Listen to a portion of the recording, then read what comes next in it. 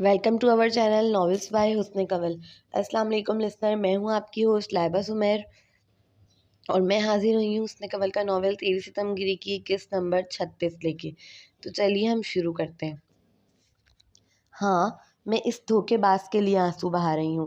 جیسے تم اپنی محبت سے منہ نہیں موڑ پاتے، ویسے میں بھی نہیں پا رہی۔ فہد کو اندازہ نہیں تھا وہ یوں ڈٹ کر بلا خوف جواب دے گی، تسلیم کرے گی کہ آج بھی اسی کو دل میں لیے ہوئے ہے۔ میری محبت سچی ہے۔ اس لڑکی کا جواب سن وہ تلملا کر خاصا جتاتے ہوئے بولا، میری بھی انس سچی ہے۔ مقابل نے تیزی سے کہا، میں جان سے مار دوں گا اسے۔ آنکھوں میں جنون لیے دانت پیستے ہوئے بولا، اس کی آنکھیں انگارے برسا رہی تھی۔ مار دو، مگر پہلے مجھے مار جانا۔ وہ لڑکی دیوانگی کی انتہا پر تھی۔ دھوکہ دیا ہے اس نے تمہیں، بھول گئی ہو کیا؟ اپنے اندر سب کچھ ٹوٹا ٹوٹا سا محسوس کر رہا تھا۔ سینے پر بھاری بوجھ محسوس ہونے لگا۔ غم و غصے کی ملی جھلی سی کیفیت میں یاد دہانی کرانے لگا۔ اس نے نہیں دیا، میں نے خود کھایا۔ اس نے تو کہا تھا پھینک دو میک بک، میں نے ہی سنبھال کر رکھا۔ ساری غلطی میری ہے۔ اس نے نہیں کہا تھا محبت کرنے کو، وہ میں تھی جو بنا اسے دیکھے محبت کر بیٹھی۔ اس نے نہیں بلایا تھا نیو یارک، میں ہی پاگل تھی اس کے عشق میں، جو بن بلائے جا پہنچی۔ وہ تو سامنے بھی نہیں آ رہا تھا، اقرار بھی نہیں کر رہا تھا، اور نہ کیا۔ وہ تو میں تھی جو زبردستی سارے پردوں کو چاک کر آئی، اور اب روتی ہوں کیوں کر آئی۔ کاش میں نے اسے ڈھونڈنے کی کوشش نہ کی ہوتی، کاش وہ مجھے نہ ملا ہوتا، کاش میں واپس صرف اس کی یادوں کے ساتھ آتی، نہ ان پچھتاووں کے ساتھ جو مجھے جینے نہیں دیتے۔ اس کی کوئی غلطی نہیں، غلطی ساری میری ہے، صرف میری۔ زبان پر اقرار تھا اور آنکھوں میں پچھتاوے کے آنسو۔ وہ رو رہی تھی، فہد کے کندھے سے سر ٹکا کر پھوٹ پھوٹ کر رو رہی تھی۔ مقابل کا دل پارے پارے ہو رہا تھا ہر گزرتے لمحے کے ساتھ۔ وہ جس پر جان وارتا تھا وہ رو رہی تھی، مگر کسی اور کے لیے۔ وہی جانتا ہے کتنی اذیت میں تھا وہ۔ آسان نہیں ہوتا اپنے محبوب کو کسی اور کے لیے روتے ہوئے دیکھنا۔ اگلا سین۔ اریبہ آپی دیکھو، کتنا خوبصورت جوڑا آیا ہے آپ کے نکاح کا۔ آنکھیں نہیں ٹھہر رہیں۔ مریم اسے کریمی رنگ کی میکسی نما فراک دکھاتے ہوئے رشک بھری نظروں سے اسے دیکھتے ہوئے بولی، اور یہ رشک صرف اس کی آنکھوں میں نہ تھا، وہاں موجود ہر لڑکی کی نگاہ اریبہ کے لیے ایسی ہی تھی۔ لوگ اش اش کر اٹھے تھے اس کے نصیب پر۔ فہد جیسا امیر و خوبصورت شہزادہ نما لڑکا ایک طلاق یافتہ کو مل رہا تھا۔ لوگ کیوں کر اش نہ کرتے؟ اس کی جیولری و کپڑے سب فہد کے گھر سے آئے تھے۔ کل نکاح تھا اس کا۔ صبح سے گھر میں رونق لگی ہوئی تھی۔ اس دل جری نے ایک نگاہ اٹھا کر بھی اپنے نکاح کے سوٹ کو نہ دیکھا۔ وہ تو بس اپنے سیل کی اسکرین تک رہی تھی جس میں ای کی بنائی آئی ڈی لانگ کی تھی، اس آس پر کہ شاید کوئی میل آئی ہو، مگر میل کا خالی باکس اسے منہ چڑھا رہا تھا۔ وہ اتنا سنگ دل ہے، کاش پہلے خبر ہوتی تو کبھی دل نہ لگاتی وہ دیوانی اس سے۔ وہ بیڈ پر بے سوس سی لیٹ گئی، سیل کو اپنے دل کے مقام سے لگائے، آنکھوں پر بازو رکھ لیا تاکہ بہتے موتی کسی کی نظر میں نہ آئے۔ وہیں دوسری جانب فہد کمرے میں اکیلا بیٹھا ہوا تھا۔ کمرے میں مکمل اندھیرا چھایا ہوا تھا۔ وہ کھڑکی سے لگ کر کھڑا بظاہر باہر گارڈن میں دیکھ رہا تھا، جبکہ اس کا ذہن کہیں سوچوں میں الجھا ہوا تھا۔ اریبہ کے کہے جملے اس کے کانوں میں گردش کر رہے تھے، مار دو، مگر پہلے مجھے مار جانا۔ بڑی چاہ تھی اس کی آنکھوں میں محبت دیکھنے کی۔ وہ چاہ پوری بھی ہوئی تو کسی طرح۔ اس کی نیم شہد رنگ آنکھوں میں محبت ابھری، مگر ہائے، وہ اس کے لیے نہ تھی، وہ تو کسی اور کے لیے تھی۔ دل کے کسی کونے میں وہ جانتا تھا کہ زین کی محبت کوئی دھوکہ نہ تھی، وہ واقعی اریبہ پہ مرتا ہے، کیونکہ بچپن سے لے کر آج تک اس نے کوئی فیمیل دوست نہیں بنائی، نہ کوئی گرل فرینڈ۔ اس سے تعلق رکھنے والا ہر شخص جانتا تھا کہ اس کی ایک غیر ملکی گرل فرینڈ ہے جس کے معاملے میں وہ بہت سیریس ہے۔ سب کچھ جانتے بوجھتے بھی وہ اس حقیقت کو قبول نہیں کرنا چاہتا تھا۔ پورے گھر میں شور برپا تھا، مگر دولہے کا کمرہ تاریکی میں ڈوبا ہوا تھا، بالکل اس کے دل کی مانند۔ کل اس لڑکی سے نکاح تھا جس کی آرزو کب سے دل کو لاحق تھی، شاید خود بھی نہیں جانتا، مگر پھر بھی جو خوشی ہونی چاہیے تھی اس خوشی کو اپنے اندر محسوس نہیں کر پا رہا تھا۔ جب سے اریبہ کو زین کے لیے روتے دیکھا تھا وہ مر گیا تھا۔ وہ اس لڑکی کو کھونا نہیں چاہتا تھا، مگر جس طرح اسے روتا دیکھ کر آیا تھا لگا جیسے کبھی پا بھی نہیں سکے گا۔ وہ قریب ہو کر بھی بہت دور لگی، اتنی دور کہ دل تڑپ رہا تھا اس کے قرب کی چاہ میں۔ وہ کیوں نہیں سمجھتی میں شرمندہ ہوں، ہو گئی غلطی، کیوں نہیں معاف کرتی وہ مجھے؟ اپنے سر کو دونوں ہاتھوں میں گرا کر اگلے ہی پر کھڑکی کے بند شیشے پر زور سے مکہ جڑ دیا، جیسے اس پر سارا غصہ نکالا ہو۔ اریبہ دکھاؤ تو ذرا، ماشاء اللہ کتنی خوبصورت لگ رہی ہے میری بچی۔ ندا بیگم کمرے میں آئیں تو اریبہ کو آئینے کے سامنے چیئر پر بیٹھا پایا۔ پارلر والی اسے مکمل تیار کر چکی تھی، اس کے ارد گرد ساری کزنز جمع تھی۔ وہ فہد کے گھر سے آئے، اس کریمی میکسی نما فراک میں آسمان سے اتری پری معلوم ہو رہی تھی۔ اس کے سر پر پیروٹی گرین رنگ کا نیٹ کا دوپٹہ تھا، کریمی میکسی پر وہ پیروٹی رنگ کا کنٹراسٹ نہایت ہی جچ رہا تھا۔ دوپٹے کے کناروں پر خوبصورت بیل لگی تھی جس پر شیشے کا نفیس کام لوگوں کی توجہ کا مرکز بنا ہوا تھا۔ لائٹ میک اپ میں بھی وہ بہت خوبصورت لگ رہی تھی۔ ندا بیگم نے اپنی چاند سی گڑیا کی بلائیں لیں، اس کی پیشانی پر سفید نگوں سے جڑی بندیاں چمک رہی تھی جس پر شدت الفت سے اس کی ماں نے اپنے ہونٹ مس کیے۔ بوسہ لینے کے بعد وہ اپنی گڑیا کو دیکھنے لگی جس کی آنکھیں جھکی ہوئی تھیں۔ فہد اور اس کے گھر والے آ گئے ہیں، بس کچھ ہی دیر میں میری بیٹی پرائی ہو جائے گی۔ وہ خوشی و غم کی ملی جھلی کیفیت سے سرشار حالت میں، ہونٹوں پر مسکان و آنکھوں میں آنسو لیے بولی۔ وہ بہت خوش تھیں آج، انہیں یقین تھا فہد ان کی بیٹی کو بہت خوش رکھے گا۔ خدا بہتر لے کر بہترین دیتا ہے، بس اس پر یقین رکھو۔ انہوں نے اپنے سینے سے لگا کر اس کے کانوں میں سرگوشی کی، جسے سنتے ہی اس کا دل تڑپ اٹھا۔ وہ جو بہت وقت سے آنسوؤں پر ضبط کیا ہوا تھا اب ٹوٹ گیا، دل مزید برداشت نہ کر سکا۔ وہ اپنی ماں سے لگ کر بلک بلک کر رونے لگی۔ ارے رو نہیں، سارا میک اپ خراب ہو جائے گا۔ اس کی کزن و پارلر والی فوراً ہی اس کی کمر نرمی سے سہلاتے ہوئے چپ کرانے لگی۔ اریبہ رو نہیں بیٹا، سب خدا پر چھوڑ دو، خدا بہتر فیصلہ کرنے والا ہے، کبھی لے کر تو کبھی دے کر، دونوں طرح آزماتا ہے وہ۔ دیکھو آج تمہارے حصے میں کیا آتا ہے، جو بھی فیصلہ ہو اسے پورے دل سے قبول کرنا، یہ سوچ کر کہ اس سے بہتر تو میرے لیے کچھ ہو ہی نہیں سکتا، کیونکہ یہ میرے رب نے میرے لیے پسند کیا ہے۔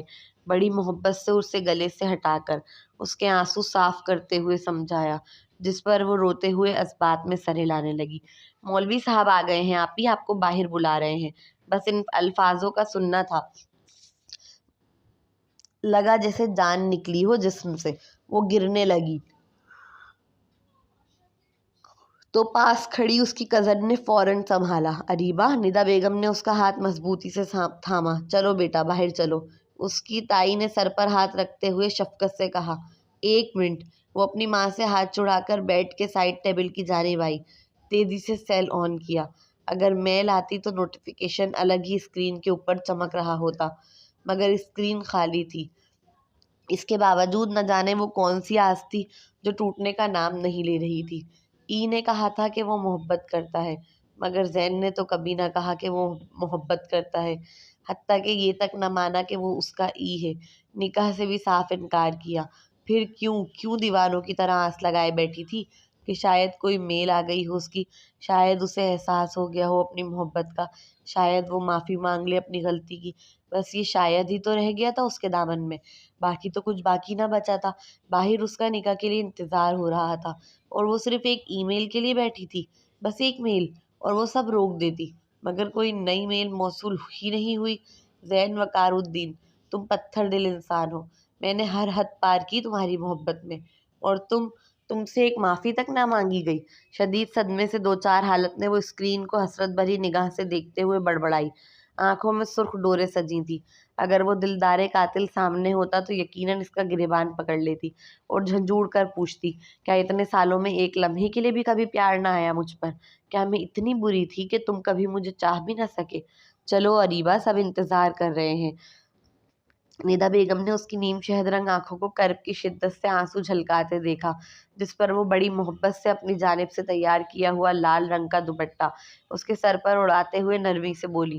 اس دوپٹے پر گولڈن رنگ سے فہد کی دلہن تحریر تھا، دل چاہا بھاگ جائے، راہ فرار اختیار کر لے، مگر اب بس میں کچھ نہ تھا۔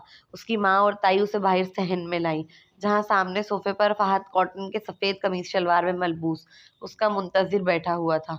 وہ مردہ قدم چلتی ہوئی آ رہی تھی۔ اس نے ایک نگاہ اٹھا کر بھی اپنے ہونے والے دلہا کو نہ دیکھا، جبکہ دوسری جانب فہد کی اوپر کی سانس اوپر اور نیچے کی نیچے رک گئی تھی۔ اس حسین دلربا کو دیکھتے ہی آج خوابوں کی بارات کا دن تھا۔ اس کے ہاتھ پاؤں ٹھنڈے پڑ رہے تھے، مارے بے انتہا خوشی و مسرت کے۔ یقین نہیں آ رہا تھا کہ آخرکار وہ دن آ پہنچا جب وہ اس کی ہو جائے گی، وہ بھی ہمیشہ ہمیشہ کے لیے۔ اسے فہد کے برابر میں بٹھایا گیا۔ شروع کریں مولوی صاحب، اس نے عجلت سے کہا۔ فہد کی بے صبری اس لمحے دیکھنے سے تعلق رکھتی تھی، جس پر وہاں موجود لوگ دبی دبی ہنسنے لگے۔ ہاں مولوی صاحب، جلدی کریں، دولہے میاں سے مزید انتظار نہیں ہو رہا۔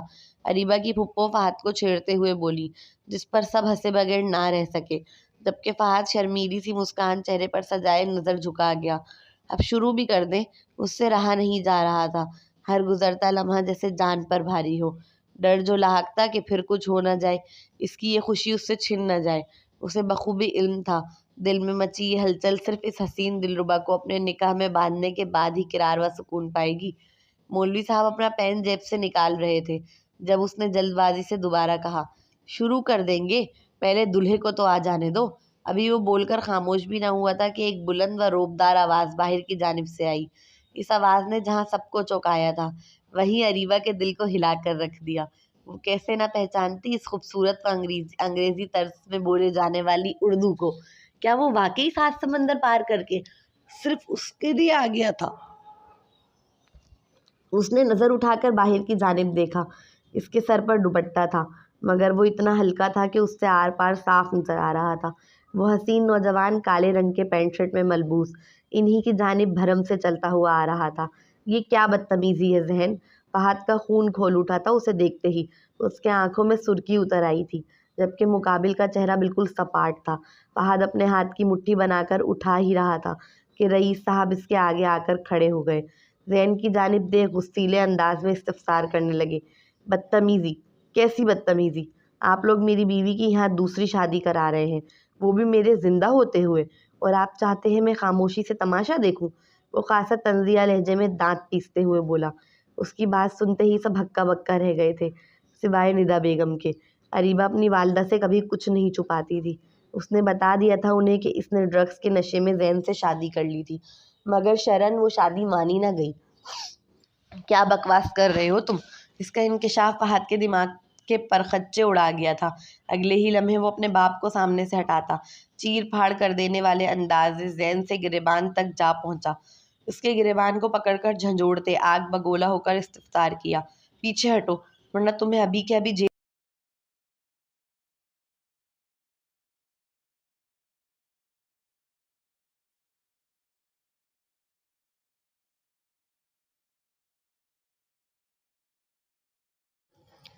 وہاں موجود ہر شخص کو ہلا کر وہ خود پر اعتماد و مطمئن کھڑا تھا۔